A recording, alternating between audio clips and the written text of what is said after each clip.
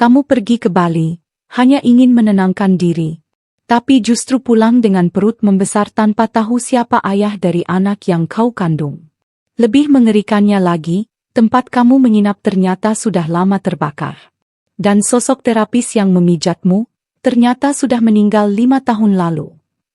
Simak cerita ini sampai akhir, karena setiap detiknya penuh teka-teki yang bikin merinding.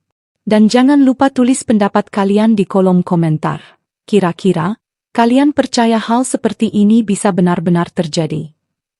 Udara senja di Ubud menyelimuti kawasan penginapan yang tenang, tersembunyi di balik sawah dan pohon Kamboja. Daerah itu dikenal bukan hanya karena keindahan alamnya, tetapi juga pijat tradisional Bali yang katanya bisa menyembuhkan berbagai penyakit, bahkan luka batin. Di sebuah penginapan sederhana namun bersih, datanglah seorang wanita muda berwajah teduh, mengenakan kerudung tipis dan membawa tas ransel lusuh. Namanya Wulan. Usianya baru 32 tahun. Ia seorang janda satu anak dari Surabaya, yang baru saja melewati masa perceraian penuh luka. Ke Bali, katanya, untuk menenangkan hati. Resepsionis menyambut Wulan dengan ramah, dan menyarankan paket pijat tradisional khusus wanita. Kalau Mbak mau, malam ini juga bisa. Terapisnya orang sini, bagus sekali. Namanya Made Wijaya. Wulan hanya mengangguk pelan. Ia lelah, dan memang niat utamanya adalah untuk menenangkan diri, bukan mencari sensasi. Tapi malam itu, entah kenapa, ada kegelisahan aneh mengendap di hatinya. Kamar penginapan Wulan berada di ujung lorong, paling jauh dari pintu masuk. Seperti terpisah dari dunia. Ia sempat ragu, namun terlalu lelah untuk komplain.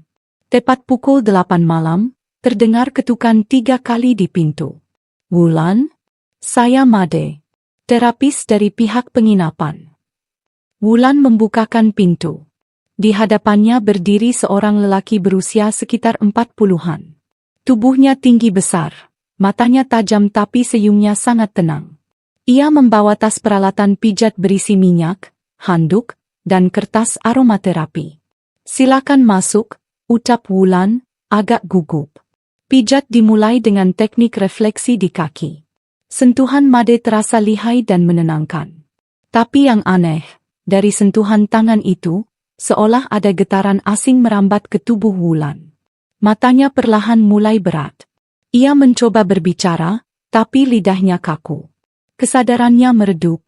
Keesokan paginya, Wulan terbangun dengan tubuh hangat dan aroma minyak kayu putih di seluruh badannya.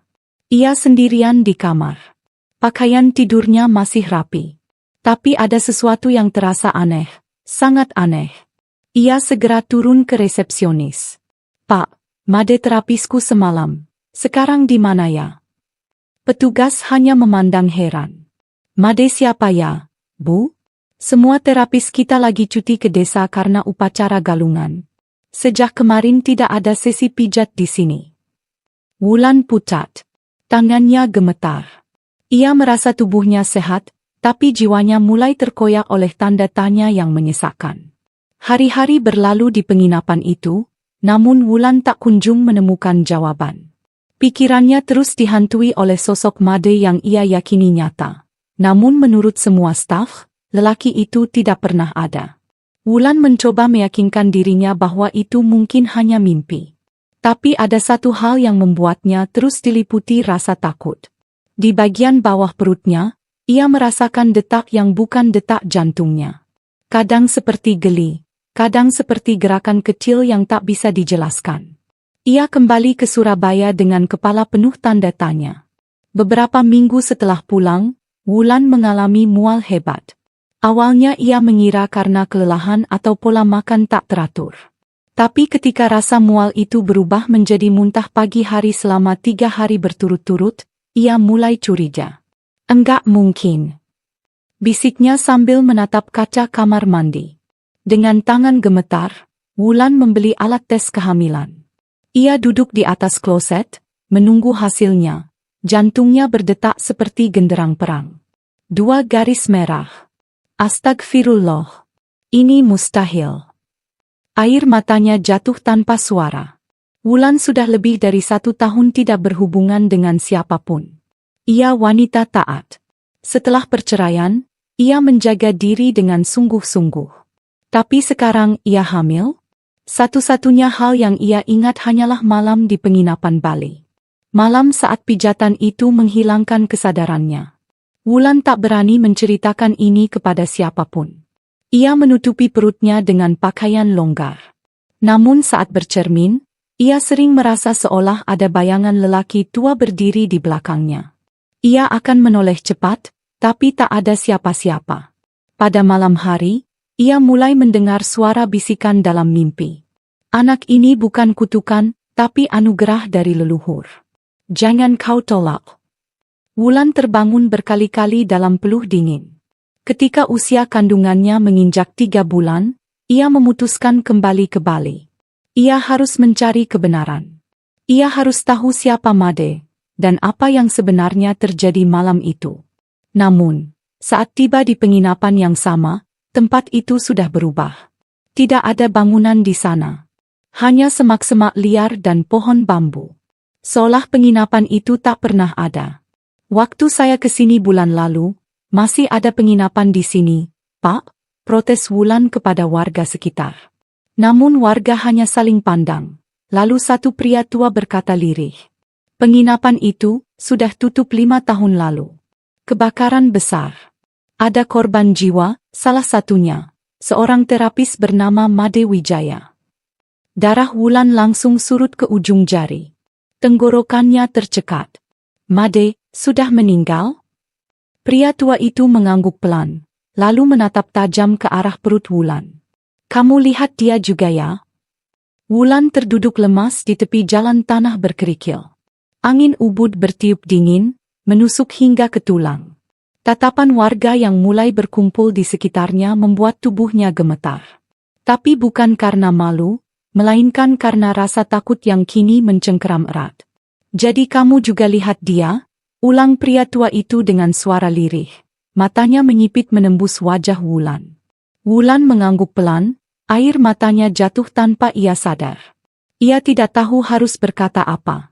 Seorang wanita paruh baya mendekat pelan, lalu duduk di samping Wulan. Ia memperkenalkan diri sebagai Niluh Sari, dukun keturunan Brahmana yang tinggal di desa itu. Kau hamil dari pijatan Made, ya? Tanyanya langsung, tanpa basa-basi. Dia menyentuh saya tidak sadar. Saya tidak tahu lagi apakah saya sedang waras atau tidak. Isak Wulan. Niluh hanya mengangguk, wajahnya tidak menunjukkan keterkejutan. Made bukan manusia biasa. Dia pewaris ilmu pijat leluhur Bali yang sangat tua. Tapi 5 tahun lalu, dia melanggar sumpah. Menggunakan ilmunya bukan hanya untuk menyembuhkan, tapi memikat. Dia tewas dalam kebakaran, tapi arwahnya tak pernah benar-benar pergi. Wulan memeluk perutnya yang mulai membuntit. Jadi, anak ini. Niluh menatap tajam. Anak itu bukan anak biasa. Dia anak dari dunia 2 alam. Jika kau tak tahu cara merawatnya, bisa jadi celaka. Tapi jika kau ikhlas dan menjaganya dengan benar, dia bisa menjadi berkah bagi banyak orang. Wulan semakin bingung. Apa maksudnya 2 alam? Ia hanya manusia biasa. Bukan dukun, bukan wanita sakti. Ia hanya seorang janda yang ingin sembuh dari trauma. Tapi kenapa saya? Bisik Wulan. Karena kau datang dengan hati luka dan jiwa yang kosong. Arwah seperti Made, mereka mencari yang kosong, agar bisa mengisi. Niluh mengajak Wulan ke pura tua di atas bukit, di mana sesaji bunga dan dupa telah disiapkan. Di sana, ritual pemutus ikatan akan dilakukan. Tapi saat upacara dimulai, langit tiba-tiba mendung gelap. Angin kencang bertiup, membuat dupa padam satu persatu. Bayangan hitam muncul di antara pepohonan, dan suara lelaki parau terdengar dari kejauhan. Jangan bawa anakku pergi. Dia pewarisku. Wulan berteriak. Perutnya mendadak terasa ditusuk-tusuk. Ia jatuh tersungkur. Tubuhnya mengejang di atas tanah basah. Dia mulai muncul. Teriak Niluh sambil menaburkan bunga sesaji ke atas tubuh Wulan. Bayi dalam kandungan Wulan bergerak seolah ingin keluar, padahal belum waktunya. Ini bukan kelahiran biasa, teriak Niluh panik. Di saat semua orang sibuk dengan ritual, sosok samar menyerupai Made berdiri di belakang pohon besar. Matanya menatap tajam ke arah Wulan, dan mulutnya hanya berbisik satu kalimat. Kau akan tahu siapa dia saat malam purnama datang. Malam itu, langit Bali diterangi cahaya bulan purnama yang bundar sempurna. Desa tempat Wulan tinggal selama kehamilannya diselimuti suasana mencekam. Tidak ada yang keluar rumah. Semua lampu dipadamkan. Aroma dupa dan bunga melati memenuhi udara. Wulan kini tinggal bersama Niluh Sari, yang memantau kehamilannya dengan ketat. Hari ini, usia kandungan Wulan baru menginjak 8 bulan, tapi tanda-tanda kelahiran mulai muncul sejak sore tadi. Ia merintih dalam nyeri, namun yang ia takutkan bukan rasa sakitnya, melainkan suara-suara yang terus memanggil dari balik dinding kamarnya. Wulan, aku datang. Anak kita sudah waktunya lahir. Niluh telah menyiapkan ruangan khusus, dibentengi mantra dan rajah Bali kuno. Di tengah ruangan, ada kelapa muda, seikat alang-alang, dan sebilah keris pusaka. Tapi bahkan perlindungan itu tampak tak cukup malam ini. Saat jam menunjukkan pukul 12 malam, jeritan Wulan menggetarkan seluruh rumah. Ia menggenggam tangan Niluh dengan sekuat tenaga, tubuhnya basah oleh peluh dingin. Namun saat kepala bayi mulai keluar, sesuatu terjadi. Angin besar menerjang dari arah jendela yang seharusnya tertutup rapat. Tirai sobek, dan cahaya purnama langsung jatuh ke atas tubuh Wulan. Sosok hitam melayang masuk, arwah Made. Ia tidak berbentuk sepenuhnya, tetapi cahaya matanya menyala biru kehijauan. Ia berdiri di sudut ruangan, tangan terentang seolah menyambut. Niluh berteriak sambil mengangkat keris. Tidak, kau sudah mati. Ini bukan lagi hakmu. Namun arwah itu tidak bergeming. Ia hanya berkata lirih. Aku hanya ingin melihat anakku. Aku tidak ingin mencelakai.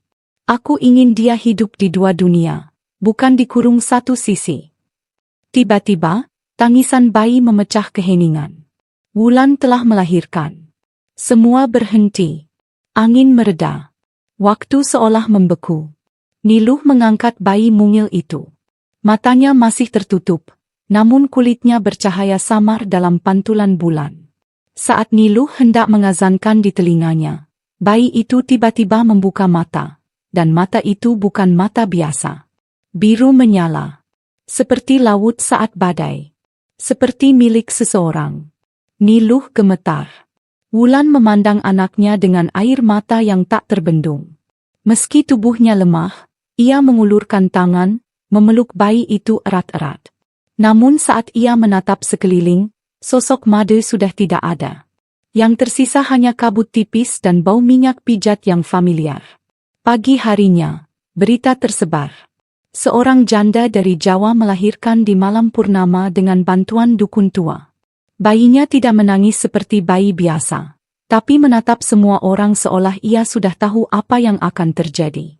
Dan yang membuat geger seluruh desa adalah satu hal yang tidak bisa dijelaskan siapapun. Bayinya tidak punya bayangan. Dari kisah ini kita bisa belajar bahwa jangan pernah meremehkan kekuatan niat dan ketulusan hati. Waspadai tempat dan orang asing yang kita temui dalam perjalanan. Dan yang terpenting, selalu minta perlindungan kepada Allah dari segala sesuatu yang tidak terlihat oleh mata. Terima kasih telah menyimak cerita ini sampai selesai. Kalau kamu suka dengan cerita ini, jangan lupa like, komen, dan subscribe agar kamu tidak ketinggalan kisah-kisah menarik lainnya. Silakan tulis pendapatmu di kolom komentar. Kira-kira, apa makna dari anak dua alam menurutmu? Sampai jumpa di cerita berikutnya.